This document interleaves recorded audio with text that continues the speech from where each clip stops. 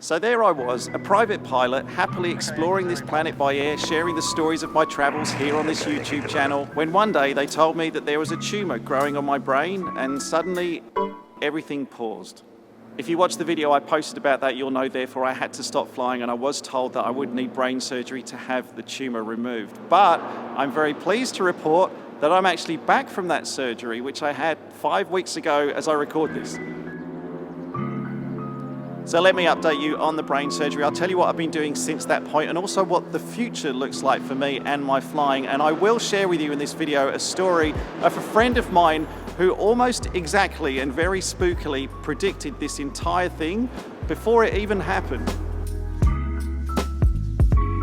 So I was admitted to hospital one day before the actual surgery itself, and on that day they did some CT scans, they did lots of checks on me. On the day of the surgery itself, I then woke up, I was told to have a shower, put on the hospital gown, and those very attractive hospital compression socks that they make you wear. That is a look that I will not forget. I was then put on a trolley, wheeled into the theatre, and I'd love to tell you what happened there in surgery, but look, if any of you have been through something similar like this, you'll know what it's like. The anaesthetist makes sure you're okay, they tell you to count backwards from 10. By the time you get to about 8, you're waking up somewhere else with no recollection of what happened in that period of time. Now, I don't want to share every single detail with you here in this video. I hope you can appreciate as well there are some parts of this that I do want to keep private and personal to myself. But what I can tell you is that the surgery itself, well, it went really well. It went as well as they could have been expected. The tumour was removed.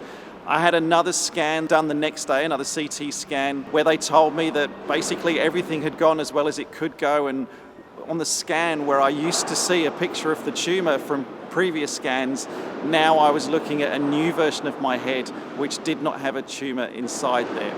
I'd also, just as an aside, I'd forgotten how noisy it is filming. This is only my second time back at the airport. I'll tell you more about that in a second.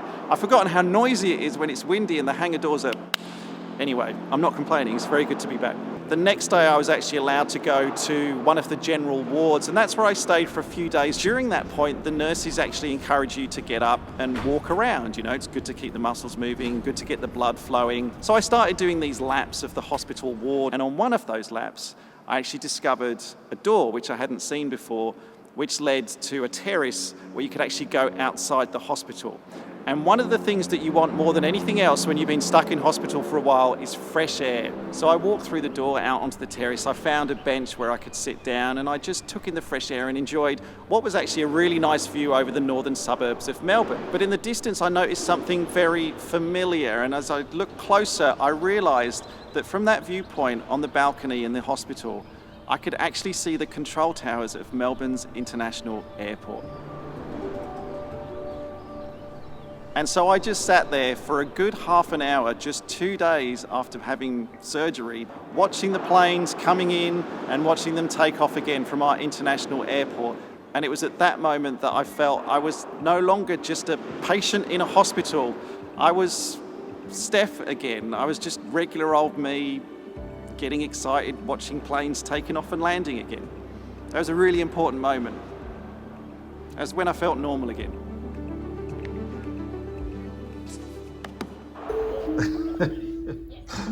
Four bread rolls and a pot of hummus for lunch.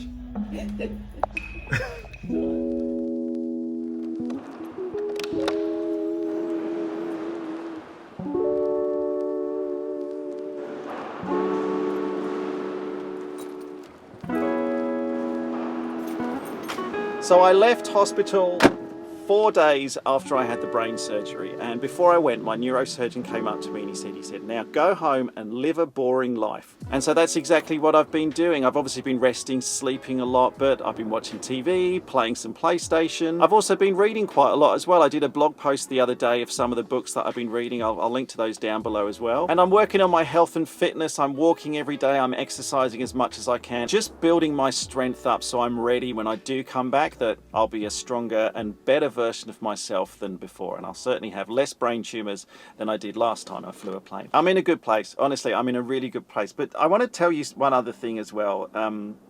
This is incredibly spooky, and I've never put this on YouTube before, but you remember when I flew to East Timor with my good friend Michael?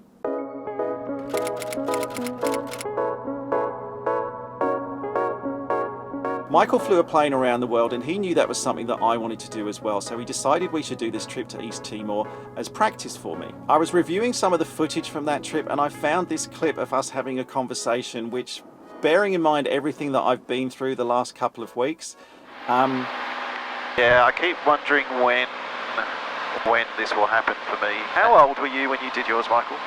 I must have been 45. Yeah, because I'll be older than you when I do it. You know, part of me would say you'd hate to leave it 3 years and you lost your medical. Like, so to say I'm going to do it in 4 years, there is a danger in that time frame. Something happens that means that you can never do it. Yeah.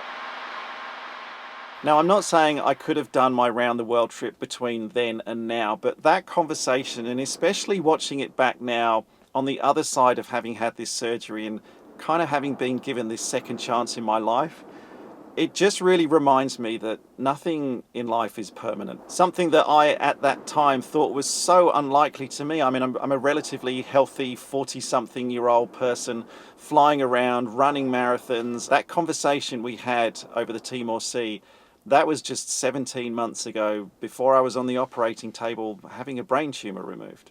So as I sit here in the cockpit of Echo Yankee Zulu, you may wonder what the future holds. When will I be back here in this aircraft flying it as pilot in command? That is a good question.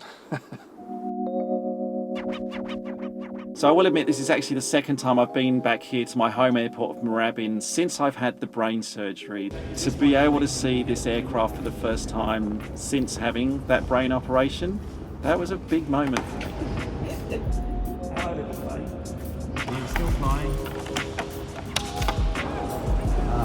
So the reason I haven't specifically answered the question then of when will I be flying again is because, I'll be honest with you, I don't know at the moment, but I'll tell you what the plan is, because I think that will help some of you out there who may ever go through something similar. I hope you don't, but in case you do, this is what I'm going to be doing. The first thing I'll be doing is talking to CASA, that's our regulator in Australia, and AVMED, who deal with the medical certification. I'll work with them, work with my neurosurgeon, we'll come up with a plan for when I'll be legally allowed to fly as pilot in command again.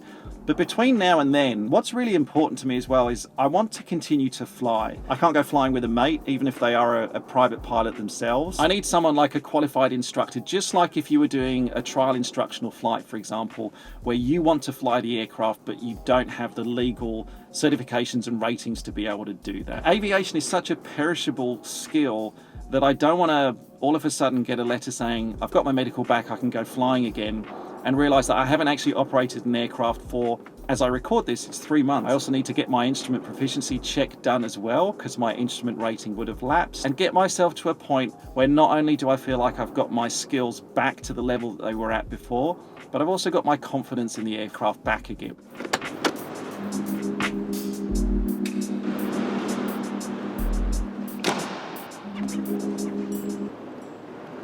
Two things I want you to learn from this experience that I've had. The first one is I want you to treat your health like you would treat the engine in your aeroplane. If you're flying along and everything's going smoothly, but then all of a sudden something doesn't feel quite right, if you hear a noise or something isn't quite doing what it used to do, then stop.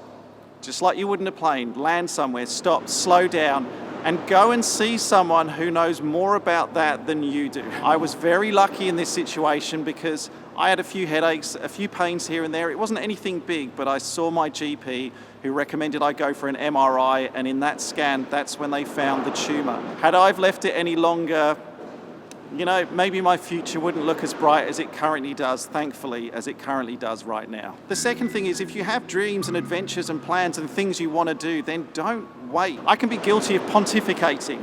I have big ideas and big plans, and sometimes I even tell you about them here on YouTube, and I don't always follow through with them. So from now on, I'm going to keep reminding myself of what Michael tried to warn me about over the Timor Sea, that you never truly know what's around the corner, that I should stop putting things off just because I don't think the plan is perfect yet, that adventures come in all shapes and sizes, and the very best time to do that adventure is right now. I'm just really grateful to have been given this second chance in my life, to be able to fill it with as many adventures as I can now, however big, however small, and share as many of those as I can with you here on YouTube. Thank you as always for watching. Big love to you all. I'm going to hug my plane now.